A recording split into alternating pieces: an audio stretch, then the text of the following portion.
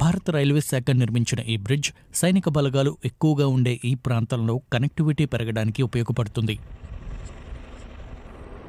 సుదీర్ఘకాలం పాటు తిరుగుబాటు జరిగిన ఈ ప్రాంతంలో చాలా కాలంగా పాకిస్తాన్తో ఘర్షణలు జరుగుతున్నాయి. ఈ నేపథ్యంలో కూడా ఈ రైల్ లింక్ చాలా కీలక ప్రాధాన్యం కలిగి ఉంటుంది. దీనికి వ్యూహాత్మక సైనిక లక్ష్యం ఉంది. సైనిక సిబ్బందిని, సామగ్రిని ఏడాది పొడవునా బార్డర్ ప్రాంతాలకు తరలించడానికి ఇది బాగా ఉపయోగపడుతుంది. సరిహద్దు ప్రాంతాల్లో భద్రతను పటిష్టం చేసుకోవడంలో ఈ రైల్వే మార్గం చాలా కీలక పాత్ర పోషిస్తుంది. దీంతో అనుగూరే ఆర్థిక ప్రయోజనాలు కూడా ఎక్కువే. యాపిల్స్ పండించే రైతులు స్టోరేజీ కేంద్రాలు లేకపోవడం, రోడ్డు దిగ్బంధాలు, కొండచర్యలు విరిగిపడటం వంటి సమస్యలు ఎదుర్కొంటున్నారు. ప్రతి 10 మంది కశ్మీరీల్లో 7 పండ్ల తోటల సాగు చేస్తూ ఉంటారు.